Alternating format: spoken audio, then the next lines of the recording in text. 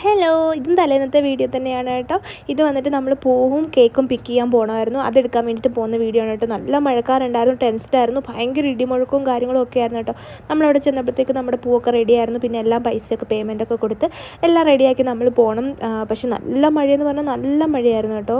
എനിക്ക് പേടിയുണ്ടായിരുന്നു, ദൈവമേ ഇതെങ്ങനെ വീട്ടിലെത്തിക്കും എന്നുള്ളത്. അവിടെ ചെന്നപ്പോഴത്തേക്കും കേക്ക് കണ്ടപ്പോഴത്തേക്കും എൻ്റെ സകല കിളിയും പോയി. കാരണം ഈ സാധനം എങ്ങനെ വീട്ടിലെത്തിക്കും എന്നുള്ള ടെൻഷനായിരുന്നു കേട്ടോ എനിക്ക്. കാരണം അത് അനങ്ങാൻ പാടുണ്ടായിരുന്നില്ല. പിന്നെ അവർ സേഫായിട്ട് പാക്ക് ചെയ്ത് ഇങ്ങനെ ഒരു കവറിങ് മാത്രമേ ഉണ്ടായിരുന്നുള്ളൂ.